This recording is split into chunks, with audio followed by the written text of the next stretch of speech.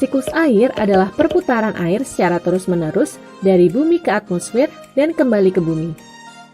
Dalam siklusnya, air akan mengalami perubahan bentuk baik padat, cair, ataupun gas, dan air akan berpindah-pindah tempat.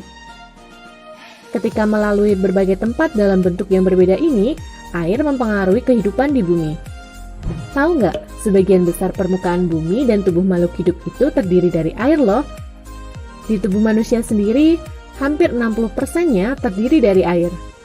Air jadi salah satu unsur penting bagi kehidupan. Siklus air menyebabkan massa air di bumi cenderung tetap dan air dapat terus diperbaharui. Secara lengkap, siklus air terdiri dari beberapa proses berikut. Evaporasi. Evaporasi adalah menguapnya air yang ada di permukaan seperti air laut, air danau, atau air sungai menjadi uap air dan naik ke atmosfer. Evaporasi disebabkan oleh adanya panas matahari. Kira-kira penguapan air terbesar berasal dari mana ya? Ya, 100 buat kalian yang menjawab air laut. Sekitar 97% air di bumi ada dalam bentuk air asin atau air laut, dan sisanya berupa air tawar. Selain air di permukaan, tumbuhan juga mengeluarkan uap air melalui celah stomata. Proses ini disebut dengan transpirasi. Uap air yang ada di atmosfer akan mengalami kondensasi menjadi cair ketika melewati lapisan udara yang dingin.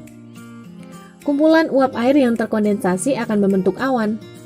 Awan yang baru terbentuk warnanya putih, tapi semakin banyak uap air yang terkondensasi, awan jadi semakin gelap. Warna gelap ini karena cahaya matahari tidak menembus awan. Makin lama awan jadi makin tebal, berat dan gak sanggup lagi menampung air. Akhirnya air turun ke bumi atau kita kenal sebagai hujan. Nah, udah gak bingung lagi kan kenapa air hujan bisa turun dari langit? Pertanyaan selanjutnya, apakah air hujan turun secara bersamaan di semua wilayah? Ternyata enggak.